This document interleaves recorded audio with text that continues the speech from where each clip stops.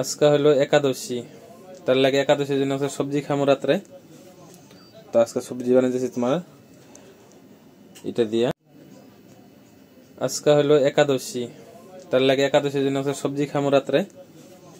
তো আজকে সবজি বানাইতেছি তোমার এটা দিয়া। আজকে হলো একাদশী, তার লাগে একাদশীর জন্য সবজি খামো রাত্রে। তো আজকে সবজি বানাইতেছি তোমার এটা দিয়া।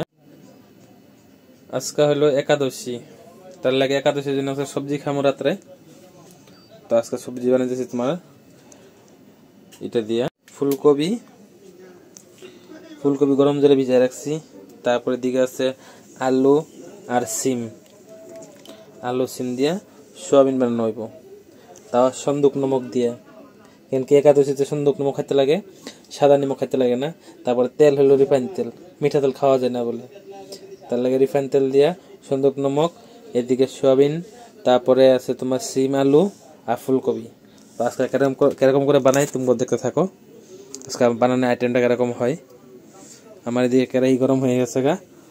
তো সোয়াবিনগুলো আমি ভাজা নেই, গরম জলে ভিজাই রাখছি তো ভালো করে এখনো ভিজে নাই, একটু টাইম লাগে।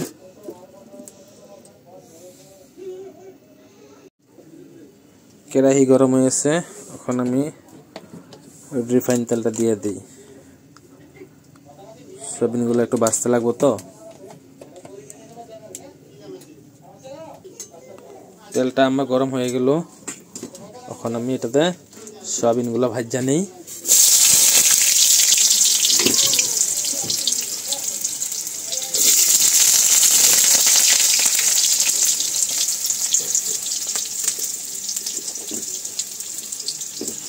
একটু হলুদ গুঁড়া দিয়ে দিই, কালারটা ভালো লাগে দেখতে। হলুদ গুঁড়া দিলে এখন দেখতে ভালো লাগবে, সোয়াবিনের কালারটা চেঞ্জ হয়ে যাব। আর একাদশীতে অ্যাকচুয়ালি রিফাইন তেল খাইতে লাগে, মানে মাস্টার অয়েল খাইতে লাগে না। মাস্টার অয়েল খাওয়াটা মানে ভালো হয় না, রিফাইন অয়েল খাওয়াটাই ভালো। আর সন্দুক নমকটা লাগেই, সন্দুক নমক না হলে হয় না। আমরা সন্দুক নমক এই যে রেডি। এদিকে আমার সোয়াবিনগুলা ভাজাই হয়ে গেছে, একটু কাড়া করে ভাজি। এমনিতে আমি সোয়াবিন খাইতে ভালো পাই না আমি, কিন্তু উপায় নেই, নিরামিষে খাইব কি। পনির খাইতে ভালো পাই না আমি, সবাই এখানে না, আমি ভালো পাই না পনির খাইতে। তো আমার সোয়াবিন ভাজা হয়ে গেল, এখন আমি সোয়াবিন প্লেটে বাই করে নিই। সোয়াবিনগুলা পুরো রেডি হয়ে গেল, তখন আমি ফুলকপিগুলো তেলে একটু ফ্রাই করে নিই, কিন্তু ফ্রাই না করলে ভালো লাগে না। ফ্রাই করলে খাইতে ভালো লাগে। ফুলকপিটা মোটামুটি অল্প হালকা হালকা ফ্রাই করছি। এখন আমি এটাতে আলু সিম একসাথে দিয়ে দিব, কেন কি ফ্রাই করে খাইতে ভালো লাগে না। অল্প একটা কম কম হালকা ফ্রাই খাইতে লাগে, তাহলে একটু হালকা ফ্রাই খাবো।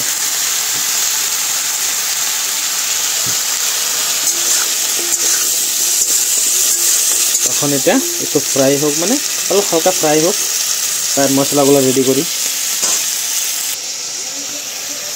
তখন আমি মশলাগুলো অ্যাড করে দিই। ফার্স্টে কাঁচা লঙ্কা, একটু ঝাল বেশি খাইতো তার লাগে। তারপর হলো হালদি পাউডার, তারপর তোমার জিরা পাউডার, তারপরে মির্চ মানে লাল মির্চা পাউডার। এখন একটু সিলাই দিয়ে রেখে দিলে মশলাটা পাকতে লাগবো, না পাকলে খেতে টেস্ট লাগে না। এটা সবাই যেন আমার ভিডিও যারা যারা দেখে যে আমি মশলাটা পাকতে দিই, যখন মশলাটা পাইকে ওঠে না তখন ভালো লাগে। আগে জল দিলে ভালো পাই না, মশলা পুরো পাকাইতে লাগে এটারে, তখন গিয়ে খাইতে একটা স্বাদ আলাদা লাগে। তো এটা 10 মিনিট মান বাইকাইতে লাগবো। 10 মিনিট মানে মোটামুটি মশলা পাকে দিব। 3 মিনিট টাইম হয়েছে, একটু হিলাই দিই উঠাইয়া। সবজির আজকে কালার অল্প কম হইব, কিন্তু কালার দিয়ে নেই আজকে এত, তার লাগে কালার করি নাই। তো হলুদ গুঁড়োটা বেশি দিচ্ছি, বেশি কালার হলে ভালো লাগে না আমার, আমি ভালো পাই না, সবাই ভালো পাইতে পারে। 5 মিনিট হয়ে গেছে। এখন আমার সবজি মোটামুটি সিদ্ধ হয়ে গেল, প্লাস সবজি পুরা মজা পেকে গেছে। এখন আমি জল দিতে পারি, আলু সালু সিদ্ধ হয়েছে, এখন জল দিতে পারি।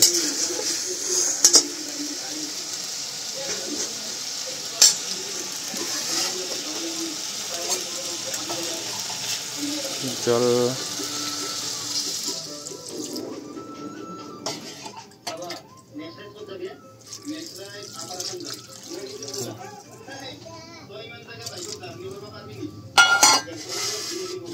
এখন পাক্কা 5 মিনিট ঢাকা দেওয়ার পরে উঠামো, তারপরে তেল মারো। আজকে তেল মারি নাই, তার লেগে তেলও দেখা যায় না, তো তেল মারম, জিরা দিয়া তেল মারতে লাগবো।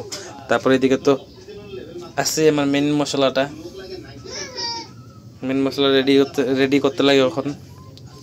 এখন এটা গরম হয়ে মানে একটু জাল হোক ভালো করে। সবজি আমার হয়ে গেছে, এখন আমি তেলটা মেরে নেই, জিরা দিয়া রেডি করি। কেরাহি গরম হয়ে গেছে, অল্প রিফাইন তেল দিয়ে দেই।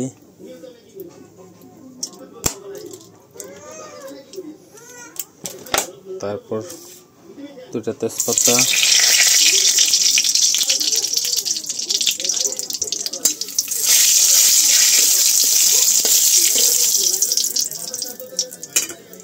তারপর একটু গোটা জিরা,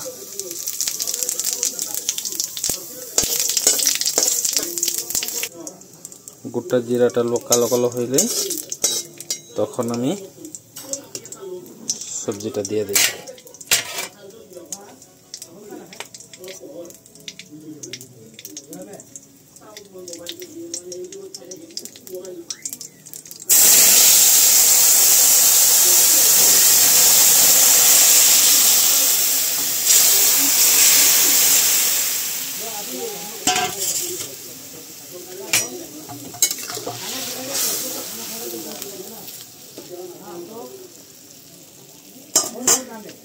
হয়ে গেছে সবজি আমার সবজি পুরা রেডি হয়ে গেছে। সবজির কালার দেখো কিরকম হয়েছে, কমেন্ট করে জানাইও সবজির কালারটা কিরকম হয়েছে, আর সবজি বানানোটা হয়েছে কি নাই একবার কমেন্ট করে জানাইও সবাই।